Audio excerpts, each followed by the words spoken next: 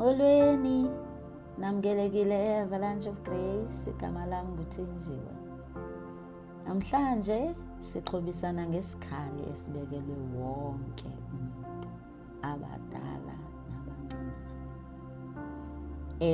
Esenza udumale, utyhafe, uphelelwe ngumdla nomfutho wokwenza nantoni na.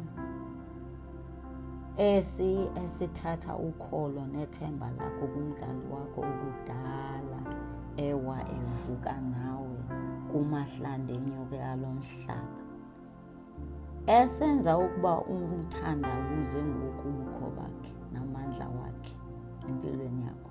Uthi akekho, uba ebekhona ngokungekho kula mahlande enyuke. Sithetha nge-discouragement, ukudumala. Siyawazi amaqhinga akhe, iBhayibhile yasixelela uthi ngeke asiqhathe. Ungavumi kugqibele yena empilweni yakho. Ungavumi esi sixhobo sibuwise phantsi. Yilwa ngelizwi likaThixo. Utsho futhi uthi akho sixhobo esibekelwe mna esawuze siphumelele noba sesantoni na. Ungamvumeli akuqhathe. Zonke athi azinakwenzeka ziza kwenzeka.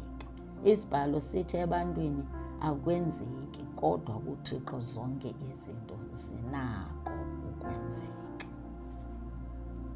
Thixo akafani nam nawe, akangumntu. Ayithethileyo uyayenza. Esi sixhobo bathe abantwana bengekabhali iimviwo babe sebezazi ukuba baphumelela. Abafuna umsebenzi awukho owabo. Abagulayo sibenza bangakholwa ukuba ngamanxeba kaYesu baphule. Abanye sithi bafunde mahala, akho nto abayenzayo iyazi uphumelele. Namashishini wabo sozenze imali.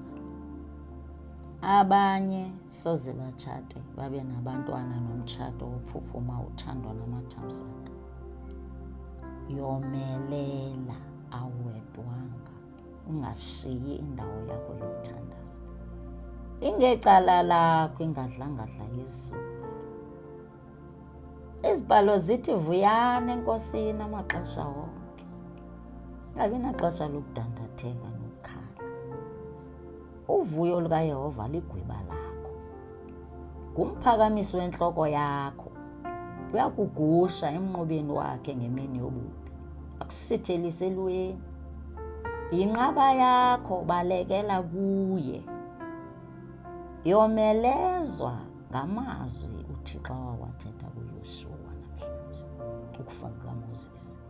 Wathi kuye, Yoshuwa, akuyi kuma mntu phambi kwakho yonke imihla yokudla kwakho ubomi. Njengoko ndandinoMoses, ndoba nawe, andiyukuyekela, andiyukushiya. Wakholwa zizithembiso uYoshuwa, zafezeka zonke izithembiso. iBhayibhile yasixelela ethi akhona sinye uThixo angazange wasenza. Thembekile uThixo, ungeva nje weqela. NoYobi zange avume isikhali sokubhujelwa ngabantwana bakhe bonke siphumelele. Waphuma namathumba uYobi ukusuka entloko uya ezinyaweni, ethuthu nje, ehlele elithuthwini.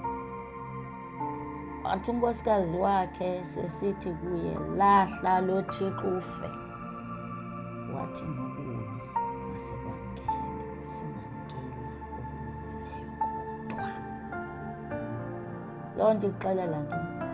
Ukuba emnyamezele mkhulu umvuzo. Isiphelo sikaYobi sangesihle.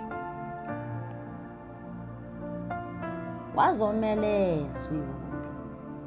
Wathi noba kuthe wandibulala ndolinda kuye, zangavuma uhlukana noThixo wakhe. Wathi ndiyamazi umhlawuleli wamhleli. Nawe namhlanje ndithi yomelela. Ungavumeli izikhali zalo mhlaba zikutyhafise elikhulwini lakho.